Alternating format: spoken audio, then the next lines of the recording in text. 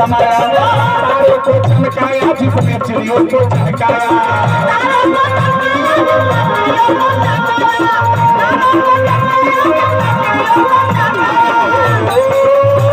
आज जब धरती सूरज न चान रहले, जब धरती सूरज न चान रहले, सदैवन भगवान रहले। जब धरती सूरज न चान रहले, सदैवन भगवान रहले।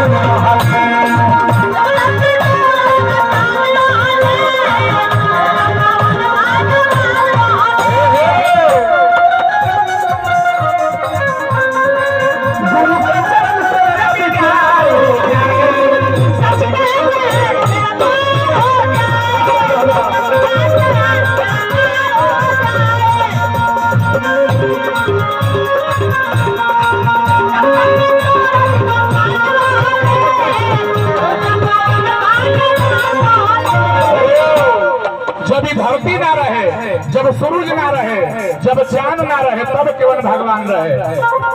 जो ना भगवान के शंकर भगवान भी पूजा करेलन। लिखल गइल बा रामायण में, उमा सहित जेहि जपत पुरारी, मंगल भवन या मंगल हारी, आ उमा सहित जेहि जपत पुरारी। जेकरा के माता पार्वती जी के संगे शंकर भगवान जपे लगू केवल भगवान हवन। और का जेकरा के निरंकार कहल जाला, जेकरा के ब्रह्मा विष्णु महेश के जो पैदा कैले बा उ केवल भगवान हवन। ऐसा भगवान के पूजा निरंकारी मिशन करेला का।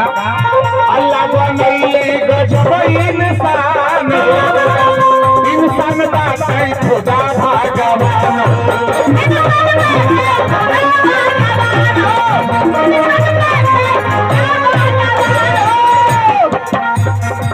कुदरत ने बख्शी थी हमें एक ही धरती, और हमने कहीं हिंदुस्तान तो कहीं ईरान बना दिया, और खुदा ने बनाया था बस हमें इंसान, लेकिन हमने कहीं हिंदू तो कहीं मुसलमान बना दिया। दिल्ली में राम निवासी आस्था टीवी पे ढोलक बजाए थे, और हमने गीत गाया था। एक गीत बोले थे हम लोग कि वहसी है इंसान, इंसान बना दे ऐ मौला, और ऐसी एक पहचान बना दे ऐ मौला। अरे हिंदू और मुसलमान एक ही थाली में खाना खाए, ऐसा ये मेरा हिंदुस्तान बना दे ऐ मौला। निरंकारी मिशन ये चाहता है।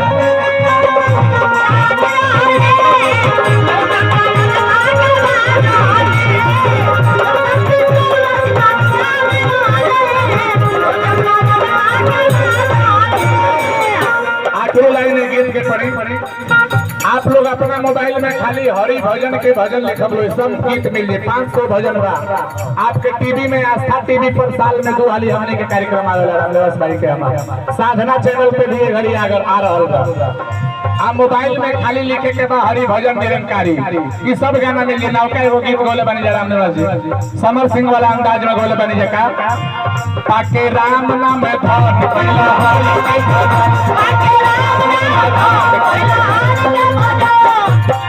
राम नाम धन पाके आ तब भजन कर, ए ना कि राम राम को है राम के पते ना रहे।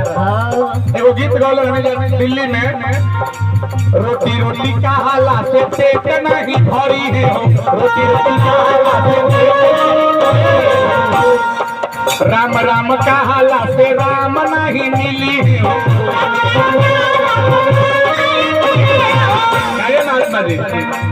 अगर गुर गुर कहल जाए जीवत महात्मा तो मुंह नहीं हो जाएगी ना ना। अगर राम राम कहले से लोग तर जाई तो आगे आगे कहला से देह जड़ जाए। प्यार से कहिए, लेकिन ना राम के जाने के पड़ी। आज महात्मा जी मुंबई से आए हैं बताने के लिए कि एक राम दशरथ का बेटा, एक राम घट घट में लेटा, एक राम का सकल पसारा, एक राम है जग से न्यारा। आप किस राम की बात कर रहे हैं? गौले बनी गीतिया ने कहा ताके राम नाम धन हरि के भजन, ताके राम नाम धन पहिला हरि के भजन। गुरु बिना भर से किनारा न मिली, सतगुरु बिना भर से किनारा न मिली।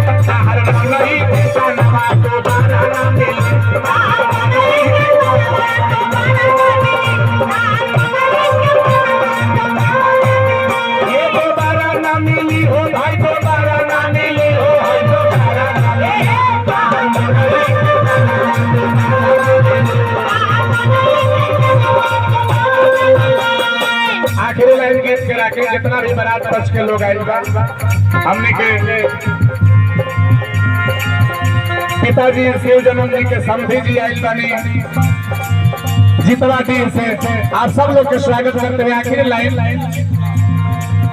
तू करार कोई के दुनिया में आइला तू करार कोई के दुनिया में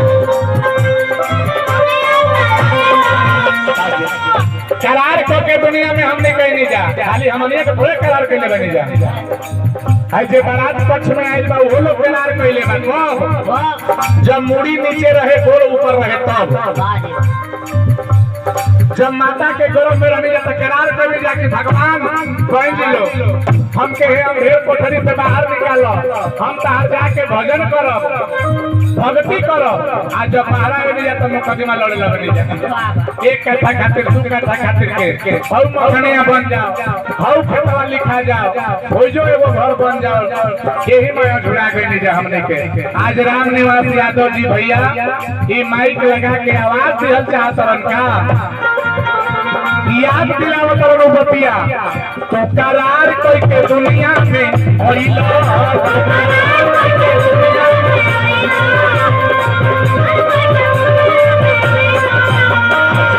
चले वही के भूल गइला जेता चले वही के भूल जे दुनिया में भेजले बा वही के भुला गइलो आए हुए जहां में क्या काम है तुम्हारा ठहरोगे किस मकान में जब लौटोगे दोबारा ये देखिए हमने के दुल्हन के पिताजी कोरी से बहुत सारा आशीर्वाद मिलल बलिया जिला हो बलिया वाला भाषा में हम पढ़ दी अपना उपेंद्र सिंह यादव जी के कि फरत रही रौरा फुलात रही रौरा आए सही हमने के सोझा बैठल बैठल खाली मुस्कुरात रही रौरा ढोलक छोटू जी को दे दीजिए विधायक जी आए हुए विधायक जी को बैठाइए अभी हम लोगों के बीच में हमारे विधायक जी परम आदरणीय श्री